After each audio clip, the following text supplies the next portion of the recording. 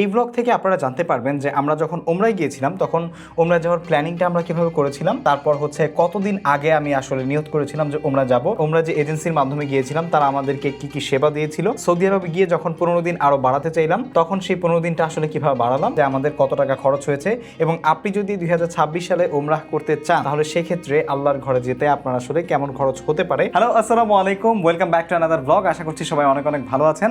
চলে এসেছে আরো একটা বৃহস্পতিবার, বলতে বলতে সপ্তাহ চলে যায়, কিন্তু এই সপ্তাহের মাঝে অলরেডি আপনাদের সাথে কিন্তু আমি একবার কানেক্টেড হয়েছিলাম আরও একটা ব্লগের মাধ্যমে। বাই দ্য ওয়ে, আমাদের আজকের ব্লগের টপিক কি জানেন? এই যে দেখেন, এইখানে একটা জিনিস আজ থেকে আরও অনেক দিন আগে লিখে রেখেছিলাম, সেটা হচ্ছে ওমরাহ কস্ট ব্রেকডাউন ফর ব্লগ।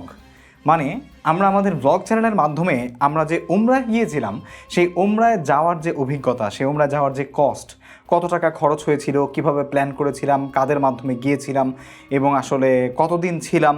তারপর আমাদের সাধারণত প্যাকেজ ছিল 15 দিনের ওমরাহ প্যাকেজ, বাট সেটাকে আমরা আসলে কিভাবে আরও 15 দিন বাড়িয়েছি, মানে আমরা 15 দিন থেকে 15 দিনের জায়গায় 1 মাস থেকেছি, সেই বিষয়গুলো সম্পূর্ণ আজকের এই ব্লগে আপনাদের সাথে ব্রেকডাউন করতে যাচ্ছি।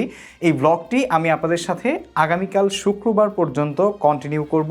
আজকে বৃহস্পতিবার, তো এখন আমি যেটা করছি সেটা হচ্ছে এখন হচ্ছে সন্ধ্যা 6টা 15 মিনিট, আর আমি আমার যে ড্রোন আছে সেই ড্রোন এবং হচ্ছে আমার ড্রোনের যেই রিমোট কন্ট্রোলার আছে এইগুলো নিয়ে আমি এখন যাব হচ্ছে আমার বাসার ছাদে গিয়ে দেন হচ্ছে আমি এগুলোকে একটু উড়াবো, কারণ মাঝে মাঝে যদি আমি এগুলোকে না উড়াই তাহলে কিন্তু আমার জিনিসপত্রগুলো আস্তে আস্তে নষ্ট হয়ে যাবে। সো এই জন্য নিয়মিত প্র্যাকটিসও দরকার আছে, আবার উড়ানো দরকার আছে, যাতে করে জিনিসপত্রগুলো সচল থাকে। আর ইন দ্য মিন টাইম আপনাদের সাথেও কানেক্টেড থাকবো। এই ব্লগ থেকে আপনারা জানতে পারবেন যে আমরা যখন ওমরায় গিয়েছিলাম তখন ওমরায় যাওয়ার প্ল্যানিংটা আমরা কীভাবে করেছিলাম, তারপর হচ্ছে কতদিন আগে আমি আসলে নিয়ত করেছিলাম যে ওমরা যাব, তারপর হচ্ছে আমরা ওমরা যে এজেন্সির মাধ্যমে গিয়েছিলাম তারা আমাদেরকে কি কি সেবা দিয়েছিল, এবং আমরা সৌদি আরবে গিয়ে যখন 15 দিন আরও বাড়াতে চাইলাম তখন সেই 15 দিনটা আসলে কীভাবে বাড়ালাম সেটা একটা স্টেপ থাকবে। তারপরে সর্বশেষ স্টেপ থাকবে যে আমাদের কত টাকা খরচ হয়েছে, এবং আপনি যদি 2026 সালে ওমরাহ করতে চান তাহলে সেক্ষেত্রে আল্লাহর ঘরে যেতে আপনার আসলে কেমন খরচ হতে পারে সেই বিষয়ে ইনশাআল্লাহ আপনাদের সাথে বিস্তারিত আলোচনা করব। তো এই 4টা পয়েন্টের মধ্যে আজকে আমি 2টা পয়েন্ট কভার করব, এবং আগামীকাল শুক্রবার আপনাদের সাথে আমার ডেইলি লাইফস্টাইলের সাথে বা শুক্রবার উইকেন্ড লাইফস্টাইলের সাথে এই ওমরাহের যে খরচগুলো আছে সেগুলো তুলে ধরার চেষ্টা করব। তো চলেন এখন ছাদে যাই, গিয়ে আমার ড্রোনগুলো একটু উড়াই। একা একা যে কোনো কিছু করা চ্যালেঞ্জিং, তবে আপনার যদি ইচ্ছা শক্তি থাকে এবং আপনি যদি সত্যি কিছু করতে চান তাহলে কিন্তু সেটা করা সম্ভব। দেখেন, আমার এক হাতে হচ্ছে গোপ্রো, আর আমার কনুইয়ের মাঝখানে হচ্ছে আমার রিমোট কন্ট্রোলার, আরেক হাতে হচ্ছে আমার ড্রোন। সো ছাদে চলে আসলাম। আজকে ছাদের আবহাওয়াটা খুবই সুন্দর লাগতেছে। তো চলেন আজকে হচ্ছে আমরা ড্রোন উড়ানো শুরু করি। তবে প্রচুর আজকে বাতাস, উইন্ডি মনে হচ্ছে, একটু সাবধানে উড়াতে হবে। বেশি বাতাসে আসলে ড্রোন উড়ানোটা একটু রিস্কি, বিশেষ করে আমারটা হচ্ছে মিনি 5 প্রো। সো মিনি সিরিজের ড্রোনগুলো কিন্তু অতিমাত্রার বাতাসে উড়ানোটা একটু রিস্কি। সো অনেক বাতাস, যথেষ্ট বাতাস, দেখুন আমার চুল উড়ে চলে যাচ্ছে। সো তারপরেও আমরা ট্রাই করছি একটু যে ড্রোনটা উড়ানোর। দেখুন ছাদের মধ্যে কিছু গাছ আছে, অনেক সুন্দর লাগতেছে মাশাআল্লাহ। সো আপনারা সঙ্গেই থাকুন।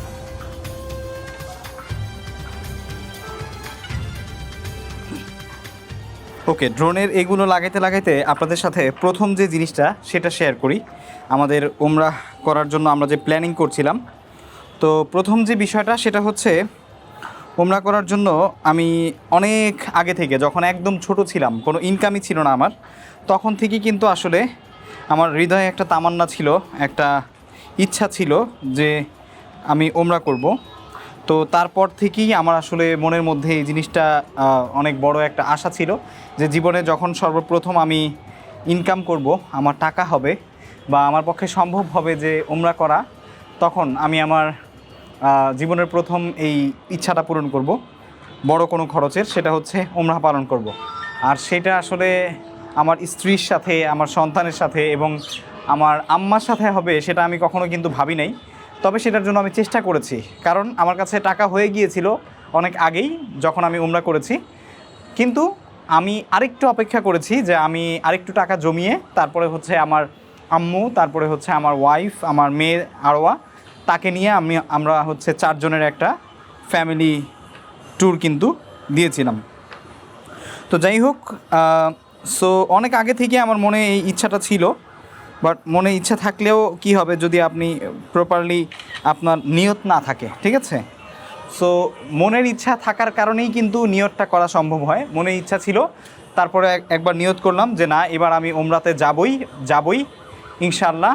আমার কাছে টাকা হলে আমি সেটা দিয়ে আর গ্যাজেট কিনবো না, ইউটিউবের কোনো কিছু কিনবো না, আমি ওমরার জন্য রেখে দিব। তো এটা করতে করতে মোটামুটি আমার 2 বছরের একটা প্ল্যান, 2 বছর না, 1 বছরের একটা প্ল্যান ছিল আমার কাছে। যখন নিজেরটা যাওয়ার টাকা হয়ে গিয়েছিল, তারপর আরও 3 জন যাওয়ার জন্য আমি নিয়ত করলাম, তখন আল্লাহ তাআলা ব্যবস্থা করে দিলেন। দেখুন, আপনি যদি অন্তর থেকে চান যে আল্লাহর ঘরে যাবেন এবং আল্লাহ রাসূলের রওজায় সালাম পৌঁছাবেন, তাহলে আমার বিশ্বাস যে ইনশাআল্লাহ আপনার পক্ষে এটা সম্ভব, যদি আল্লাহ তাআলা আপনাকে কবুল করেন, আল্লাহ তাআলা আপনাকে তার ঘরের মেহমান হিসেবে ডেকে নেন। তো এর জন্য অনেক বেশি দোয়া করতে হবে, অনেক বেশি পেশেন্স থাকতে হবে, অনেক বেশি অধ্যবসায় চেষ্টা থাকতে হবে, আর যাওয়ার নিয়ত করে টাকা জমানোর ইচ্ছা থাকতে হবে।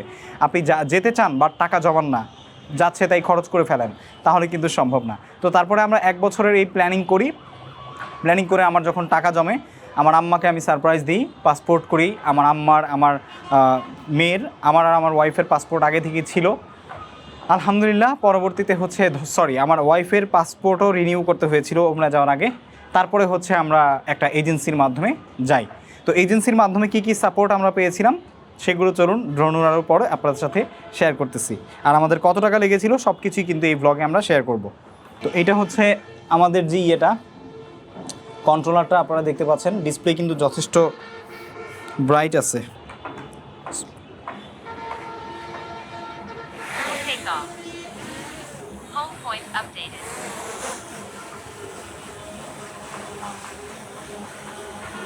অনেক বাতাসে একদম এটা যে লড়তেছে না ঠিক মতো, আপনারা দেখেন একটু, মানে বাতাসে একদম কাঁপতেছে, এই যে পুরো কাঁপতেছে পুরো বাতাসে। সো আমি আপনাদেরকে আমার সাথে একটু দেখাই যে অবস্থাটা কি। এই যে দেখেন, মাশাআল্লাহ দেখতে কিন্তু চমৎকার লাগতেছে উপর থেকে। চলেন আমরা একটু উপরে যাই।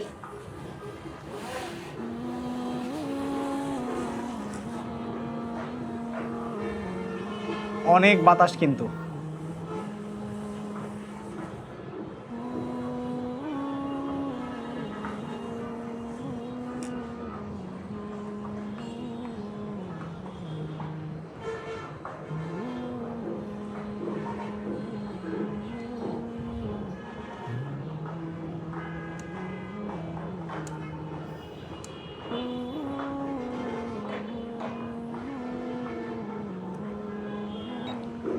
ওই যে উপরে, ওই যে দেখা যাচ্ছে নামতেছে।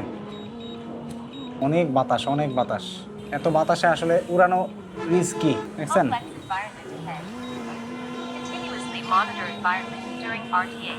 এই যে দেখেন অবস্থা।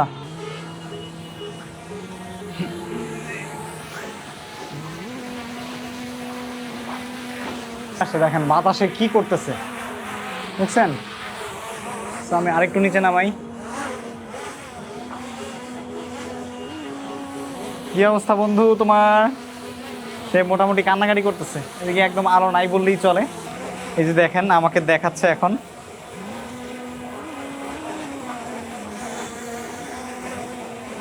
হাই,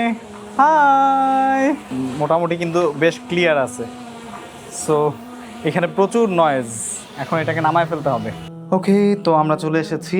এই যে আমাদের জিনিসপত্র, মোটামুটি একটা ডাইভ করা শেষ আকাশে। আসলে ওড়াতে কিন্তু ভালোই লাগে, সেটা ঘুড়ি হোক, ড্রোন হোক অথবা বিমান। মাঝে মাঝে মন চায় কি জানেন, যে যদি একটু পাইলট হইতে পারতাম কিছু সময়ের জন্য, আকাশে উড়ে বেড়াতাম। সো সব কিছু নট দ্যাট ইজি, যতটা আমরা মনে করি সব কাজেই কষ্ট আছে। তো যাই হোক, চলেন আপনাদের সাথে পরবর্তী যে স্টেপটা সেটা শেয়ার করি। যে আমরা যখন আসলে ওমরায় গেলাম, তখন কি নিজেরা সব কিছু করেছি নাকি এজেন্সির মাধ্যমে করেছি? ডেফিনেটলি আমি একটা এজেন্সির মাধ্যমে গিয়েছিলাম। মূলত হচ্ছে জিতু ভাই একটা এজেন্সির মাধ্যমে প্রথমে উমরায় গিয়েছিল, ওনার আম্মা, তারপরে ফ্যামিলির সবাইকে নিয়ে। তারপর হচ্ছে আমি আবার আমার আম্মা, আমার ওয়াইফ আর আরোয়াকে নিয়ে আমরা 4 জন গিয়েছি ওই একই এজেন্সির মাধ্যমে।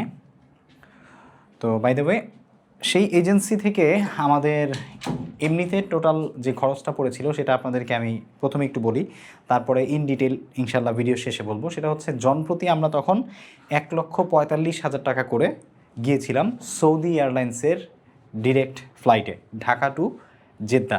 আমাদের কোনো আসলে মাঝখানে ট্রানজিট ছিল না, ঠিক আছে। ঢাকা টু জেদ্দা আমরা গিয়েছিলাম, আমাদের আবার জেদ্দা থেকে আমাদের আবার মদিনা থেকে আমাদের হচ্ছে ঢাকা ফ্লাইট ছিল, ঠিক আছে। তো এইভাবে আমাদের মূলত ফ্লাইটটা ছিল। আমরা 15 দিনের প্যাকেজ নিয়েছিলাম এবং এই যে প্যাকেজটা 1.5 লাখ 1,45,000 টাকার এই প্যাকেজের মধ্যে আমরা সাধারণত যা যা পেয়েছিলাম সেটা হচ্ছে আমরা যাওয়া আসার টিকিট পেয়েছিলাম, তারপর হচ্ছে 15 দিন আমরা যে হোটেলে থাকবো, হোটেলে থাকা এবং খাওয়া একসাথে এটার মধ্যে ইনক্লুড ছিল। তারপর হচ্ছে আপনার জিয়ারা ছিল 2টা, একটা হচ্ছে মক্কায় আর একটা মদিনায়। আর এছাড়া তেমন উল্লেখযোগ্য কোনো এজেন্সি আমাদেরকে সাপোর্ট দিয়েছে বলতে এরকম কিছু না। এমনকি আমরা যে এজেন্সির মাধ্যমে গিয়েছিলাম সেই এজেন্সির মোয়াল্লিমের সাথেও আমার মনে হয় মাত্র একদিন দেখা হয়েছিল। কারণ হচ্ছে আমরা একটু ইন্ডিভিজুয়ালি নিজেরা ঘুরেছি। কারণ সৌদিতে আমার ওয়াইফ জন্মগ্রহণ করেছে, সেখানে বড় হয়েছে, তারপর হচ্ছে বাংলাদেশে এসেছে। এবং আমার শ্বশুর, আপনারা অনেকেই হয়তো ওনাকে ভিডিওতে দেখেছেন, উনি জেদ্দায় বারাদ মার্কেটের পাশে একটা মসজিদ, ওই মসজিদে প্রায় 35 বছরের মতো ইমামতি করেছেন।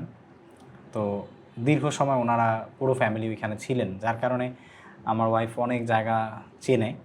আমি একাই ঘোরার চেষ্টা করেছি, সেজন্য আমার ওয়াইফ, আমি, আমার আম্মা এবং আরোয়া সহ। তো যাই হোক, এই জন্য আমরা আসলে মোয়াল্লিমের সাথে সবসময় যে সব জায়গায় দল বেঁধে ঘুরতে যাওয়া এমনটা হয় নাই। জাস্ট জিয়ারাটা আমরা 2টা জিয়ারা, একটা মদিনায় আর একটা হচ্ছে মক্কায় আমরা আলাদা করেছি। বাট এর বাইরে আমরা কোনো কিছু তেমন পাইনি। তো জিয়ারার যে বিষয়টা, আমরা যে টাইমটা বাড়িয়েছি, সেই টাইম বাড়ানোর একটা অন্যতম কারণ হচ্ছে জিয়ারাতে গিয়ে আমি উপলব্ধি করতে পেরেছি যে আসলে যারা উমরায় যাচ্ছেন বা যাওয়ার চেষ্টা করছেন বা প্ল্যান করছেন, তাদেরকে বলি যে আপনারা যদি মন ভরে ঘুরতে চান তাহলে কিন্তু আপনারা এটা প্রত্যাশা রাখবেন না যে আপনি এজেন্সির মাধ্যমে গেলে আপনাকে প্যাকেজের মধ্যে মন ভরে ঘুরে দিবে, এটা পারবেন না। আর আমি যখন এজেন্সির মাধ্যমে গিয়েছি তখন এই সেবাগুলোর বাইরে বাকি সব, যেমন হচ্ছে আপনার ব্যক্তিগত কেনাকাটা বা আপনি যদি টুকটাক নিজের কিছু নিজে কোনো খাওয়া দাওয়া করেন, এইগুলো খরচতে কিন্তু ডেফিনেটলি কোনো এজেন্সি দেয় না। তো এই হচ্ছে আসলে আমার প্ল্যানিংটা কীভাবে ছিল এবং আপনার হচ্ছে এজেন্সির মাধ্যমে গিয়ে আমরা কি কি সেবা পেয়েছিলাম। এরপরে ইনশাল্লাহ আপনাদের সাথে আমি শেয়ার করব ধাপে ধাপে যে আমরা আসলে কেন 15 দিন আরও এক্সটেন্ড করেছিলাম এবং সেই 15 দিনের খরচ কি আমার এজেন্সি কোনো কিছু আমাকে সাপোর্ট দিয়েছিল কি না, কত টাকা লেগেছিল বাড়াতে, কি আসলে বিষয়, কীভাবে বাড়িয়েছিলাম সেই বিষয়ে বিস্তারিত ইনশাল্লাহ জানাবো। এখন যে কাজটা করব সেটা হচ্ছে ভিডিও আপলোড হচ্ছে আমাদের টেক আনলিমিটেড সাইফুর রহমান আজিম চ্যানেলে। এই ভিডিওটা ইনশাল্লাহ আপনারা চাইলে দেখে নিতে পারেন, ঠিক আছে। কীভাবে ব্লগিং ওয়েবসাইট তৈরি করে ইনকাম করবেন সেই সম্পর্কে একটা ভিডিও। তো এরপরে হচ্ছে আমার আরও কিছু কাজ আছে টুকটাক। আজকে যেহেতু বৃহস্পতিবার হলেও কিন্তু আমার কাজ টাজ থাকে, যেমন হোস্টিংয়ের ভিডিও আজকে, যেমন হচ্ছে আজকে আমাদের পাবলিশ যেহেতু হয়ে গেছে, আমরা হচ্ছে আরেকটা শ্যুট করতে হবে এবং স্ক্রিপ্ট করতে হবে আমাদের সাইফুর রহমান আজিম চ্যানেলের জন্য শনিবারের জন্য, এবং সেটা আজকেই করতে হবে। তার এখন হচ্ছে বাজে কিন্তু 6টা 45। সো আমাকে আজকে রাতের মধ্যেই কন্টেন্টটা রাইট করতে হবে, শ্যুট করতে হবে। আর তারপরে আমার নিজের আরও কিছু ব্যক্তিগত কাজ আছে, সেগুলো করব। সো সঙ্গে থাকুন, আগামীকালও আপনাদের সাথে আছি। আর হ্যাঁ, আরেকটা জিনিস বলি, এই ব্লগটা কিন্তু একটু বড় হওয়ার সম্ভাবনা আছে। তার কারণ হচ্ছে উমরার এই যে বিষয়গুলো, এই তথ্যগুলো ইনশাল্লাহ আপনাদেরকে আমি যে দিচ্ছি, যার কারণে কিন্তু আসলে তথ্য একটু ইলাবোরেটলি বলার কারণে আপনাদের জন্য এই ব্লগটা একটু বড় মনে হতে পারে। সো যাদের দরকার জাস্ট একটু পেশেন্সে থাকুন, আর আমি চেষ্টা করব অযাচিত কথা এই ব্লগে একটু কম বলার। তারপরেও যদি বড় হয়ে যায়, ব্লগ তো ব্লগই, ব্লগের কোনো ডিউরেশন নাই, এটা হচ্ছে আমার ব্যক্তিগত রুলস। সো যাদের প্রয়োজন তারা একটু দেখবেন, এই আর কি। ওকে, সো ভিডিও আপলোড করে আমার কিছু কাজ ছিল, সেই কাজগুলো করতে করতে আসলে আজকে শুটিং করার সময় পেলাম না। যদিও এই পাবলিশটা আসলে আজকে বা কালকে না, পাবলিশটা হচ্ছে শনিবারের, আজকে বৃহস্পতিবার। সো হোপফুলি শনিবার দিন সকালে এসে শ্যুট করে তারপরে ইনশাল্লাহ আপলোড করতে পারবো। সো ফর দ্য রিজন আজকের মতো অফিস ক্লোজ করছি। এখন হচ্ছে 8টা 19 বাজে, আর আমি এখন যাব হচ্ছে আরোয়াকে আনতে, আরোয়ার মাদ্রাসায়। আরোয়ার মাদ্রাসা থেকে আরোয়াকে নিয়ে আসবো, দেন হচ্ছে ভ্যাকেশন ডে শুরু হবে। আর ইনশাল্লাহ আগামীকালকে আপনাদের সাথে আরও বাকি পয়েন্টগুলো শেয়ার করব। একটা জিনিস আমি খেয়াল করতেছি, সেটা হচ্ছে আপনারা অনেকেই আমার কাছ থেকে আমার কন্টেন্ট ক্রিয়েশন জার্নির বিভিন্ন বিষয়গুলো জানতে চাচ্ছেন, যে আমি কিভাবে কন্টেন্ট বানাই অ্যাজ এ সলো ক্রিয়েটর, আমি আসলে কিভাবে এডিটিং করি, কিভাবে অন্যান্য কাজগুলো করি, কিভাবে সব কিছু মেনটেন করি। তো এগুলো নিয়েও ইনশাল্লাহ আমি ভিডিও নিয়ে আসার চেষ্টা করব।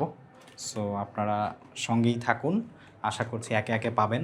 কারণ দেখুন, আজকে অনেক দিন আগের একটা রিকোয়েস্ট আপনারা করেছিলেন যে ওমরায় আসলে কেমন খরচ হয়েছিল, এবং আমরা কীভাবে গিয়েছিলাম, কী করেছিলাম, কোথায় কোথায় ঘুরেছিলাম, এই বিষয়গুলো জানতে চেয়েছিলেন। সো যদিও ব্লগে দেখিয়েছি, তারপরেও হচ্ছে আমরা ডিটেলস এই ভিডিওটার মধ্যে বলবো আর কি। তো ইনশাল্লাহ এইভাবে প্রত্যেকটা ভিডিও আপনাদের সাথে আমি একে একে শেয়ার করার চেষ্টা করব, যাতে করে আপনারা আমার কাছ থেকে যে বিষয়গুলো জানতে চান বা চেয়েছেন সেগুলো আস্তে আস্তে শেয়ার করতে পারি। সো আজকের মতো বিদায় মাই স্টুডিও, দেখা হবে শনিবারে তোমার সাথে, কালকেও আসবো না।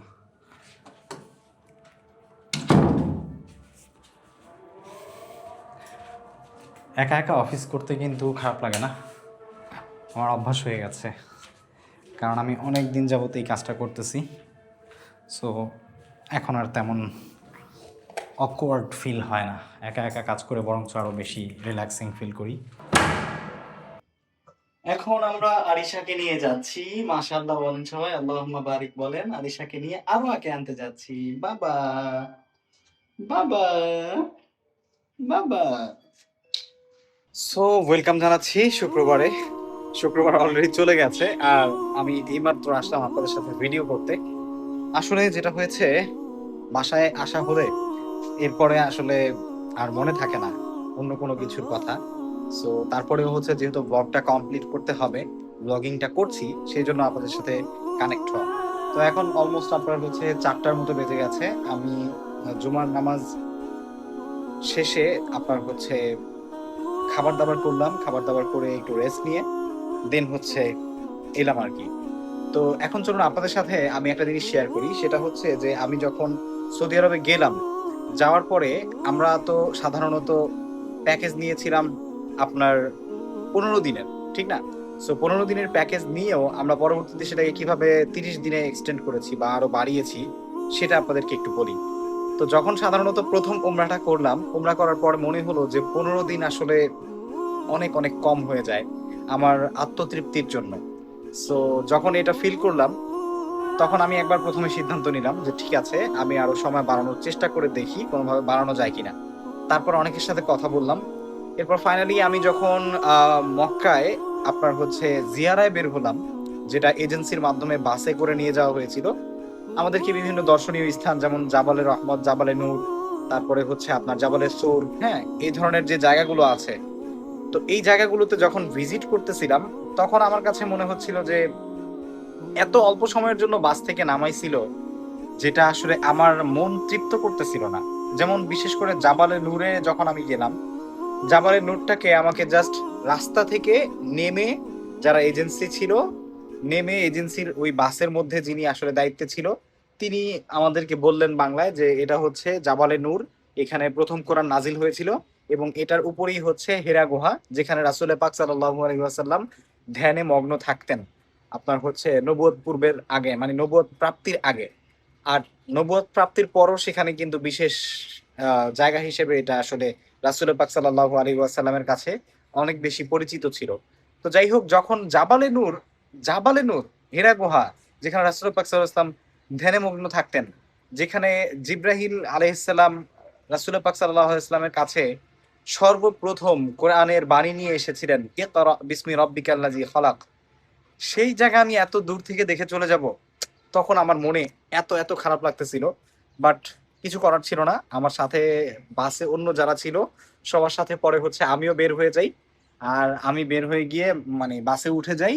আর জাবালের নূরে তেমন একটা ঘুরে আর দেখা হয় নাই।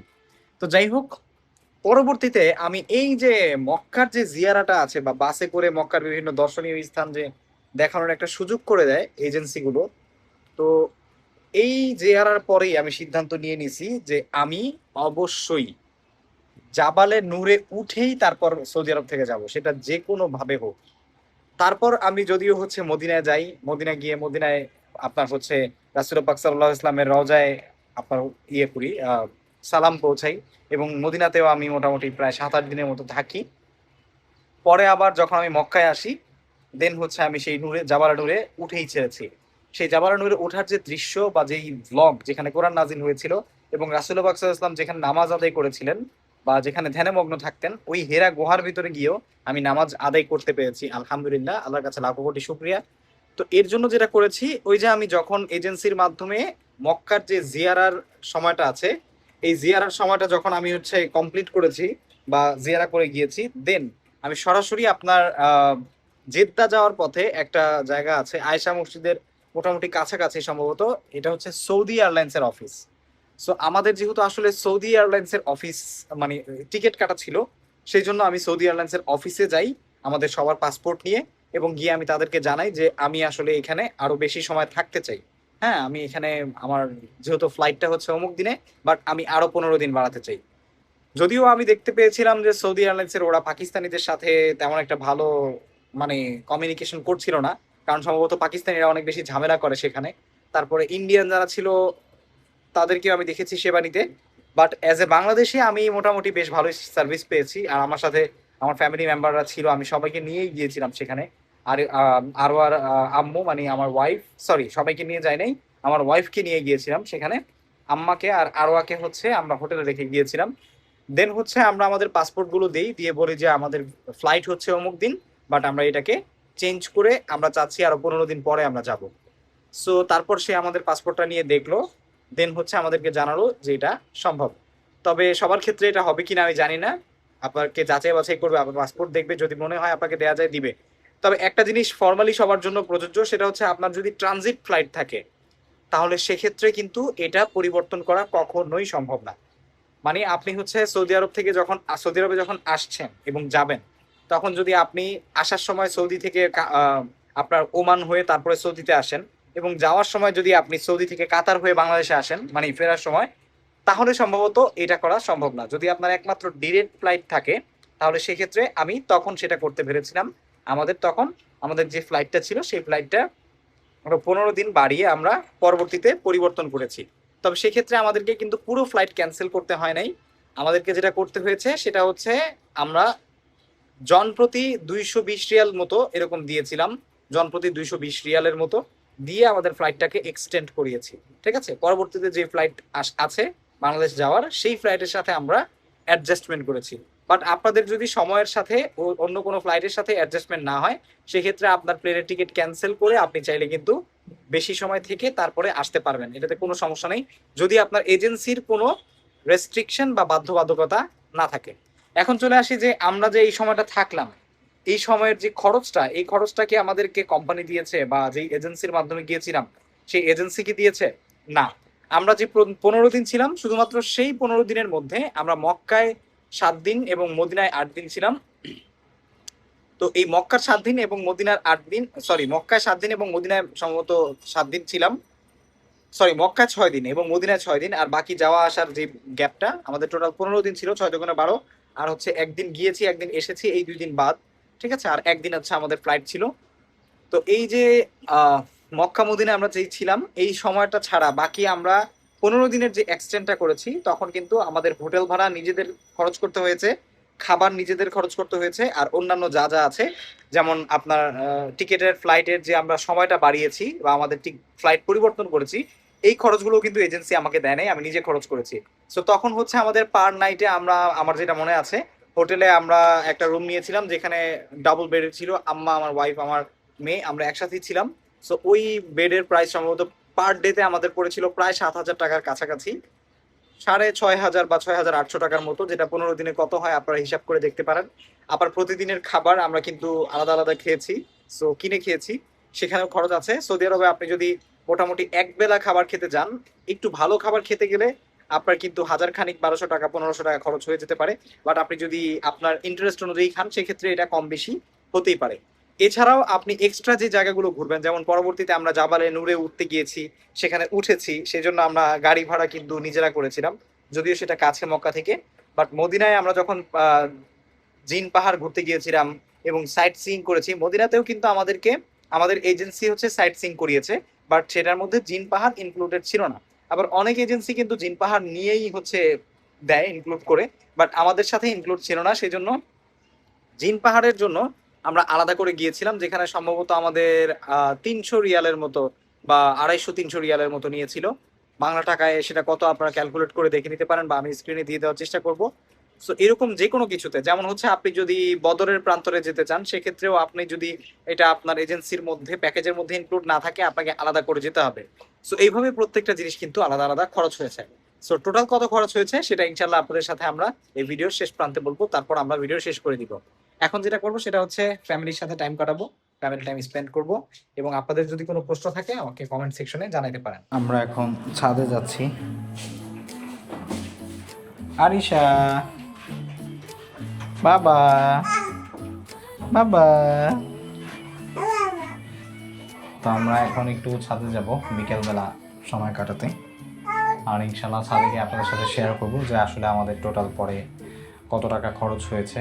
অনেক আসলে যদিও অনেকদিন আগে গিয়েছি, সো টোটালটা এক্স্যাক্টলি বলা মুশকিল, তারপরে যতটুকু মনে আছে ততটুকু ইনশাল্লাহ আপনাদের সাথে শেয়ার করবো। এখন আপনারা তার চেয়ে কম বেশি ধরতে পারেন। আর ইনশাল খেলনাটা নিয়ে নিতে,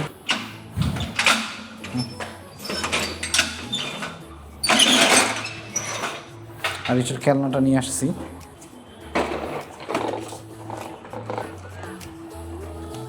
আরিশা, বাবা,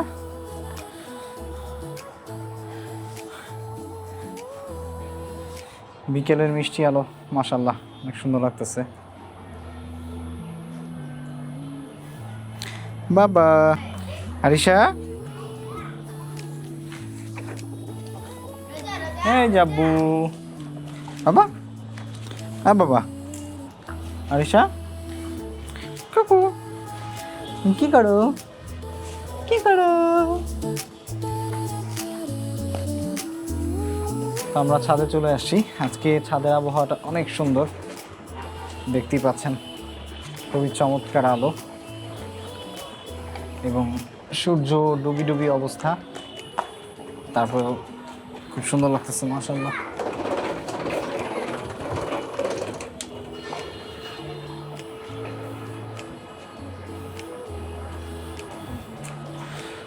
তো আমরা যেহেতু আসলে মোটামুটি পরবর্তীতে 15 দিন বাড়িয়েছিলাম, আমাদের যেই টোটাল খরচটা হয়েছিল, সাধারণত এজেন্সিকে আমরা দিয়েছিলাম 1,45,000 টাকা করে, যেটা আপনারা যদি অ্যাভারেজে 1.5 লাখ হিসাব করেন তাহলে আমাদের তিনজনের, যেটা আপনারা যদি অ্যাভারেজে 1.5 লাখ টাকা করে হিসাব করেন তাহলে আমাদের 4 জনের টোটাল 6 লাখ টাকার মতো, শুধু আর 20,000 টাকা কম লাগছিল।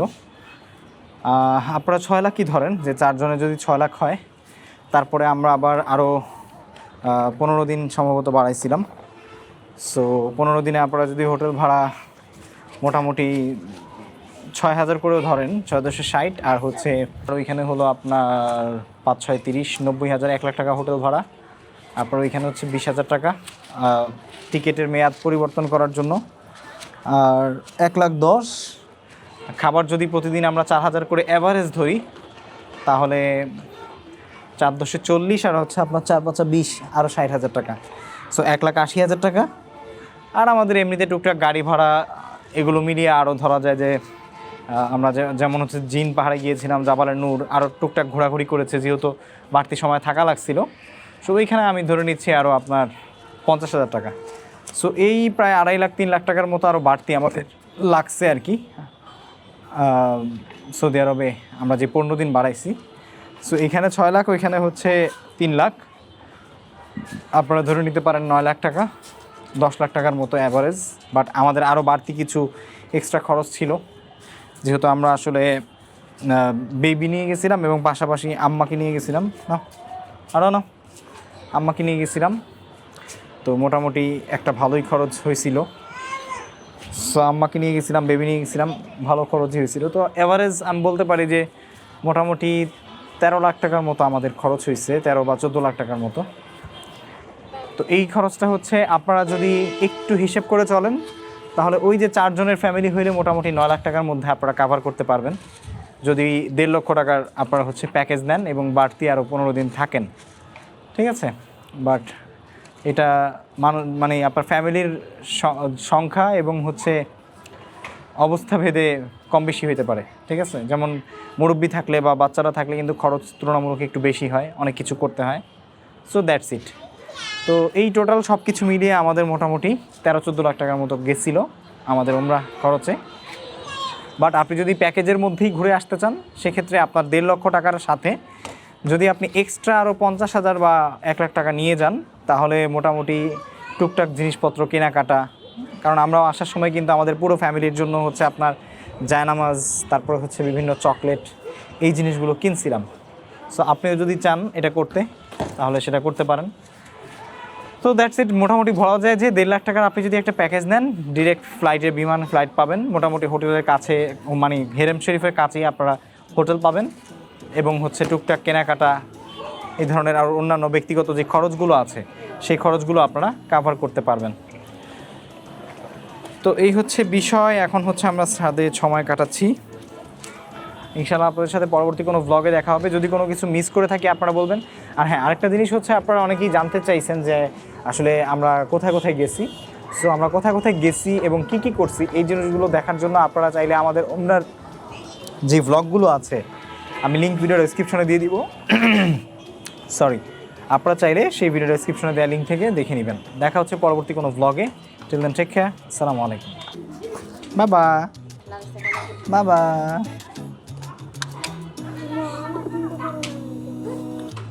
কুকু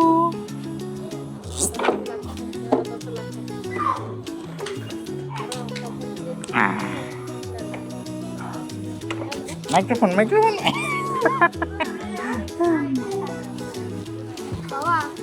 হুম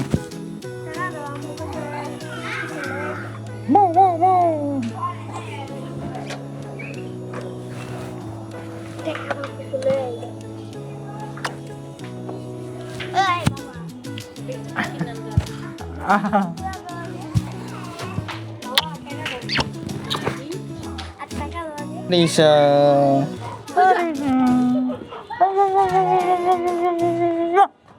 Bye bye.